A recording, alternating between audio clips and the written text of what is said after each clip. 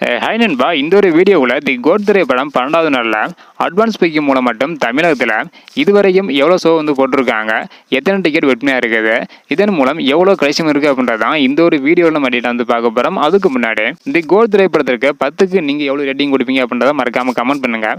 அப்படியே இன்னும் நம்ம சேனலை சப்ஸ்கிரைப் பண்ணி பார்த்தீங்கன்னா மறக்காமல் பண்ணிக்கோங்க. ஓகே நண்பா, வாங்க நினைக்கிற வீடியோக்குள்ளே போகலாம்.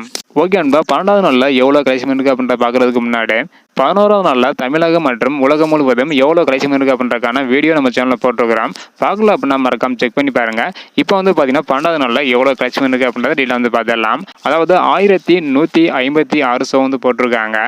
1,11,596 டிக்கெட் விற்பனையாக இருக்குது இந்த நேரம் முடிவுப்படி. இதன் மூலம் 1,77,00,000 வரையும் இந்த நேரம் முடிவுப்படி அட்வான்ஸ் புக்கிங் மூலம் மட்டும் தி கோட் திரைப்படம் கலெக்ஷன் இருக்குது. அடுத்தடுத்து எவ்வளோ கலெக்ஷன் இருக்குது அப்படின்றத வெயிட் பண்ணி பார்க்கலாம். ஓகே நண்பா, இந்த மாதிரி தி கோட் திரைப்படம் அடுத்தடுத்து எவ்வளோ கலெக்ஷன் இருக்குது அப்படின்னு தெரிஞ்சுக்க நினைச்சீங்கன்னா மறக்காம சேனல் சப்ஸ்கிரைப் பண்ணிக்காங்க. அது மட்டும் இல்லாமல் 12வது நாள் முடிவில் அட்வான்ஸ் புக்கிங் மூலம் மட்டும் இதுவரையும் தி கோட் திரைப்படம் 1,77,00,000 வரையும் கலெக்ஷன் இருக்குது.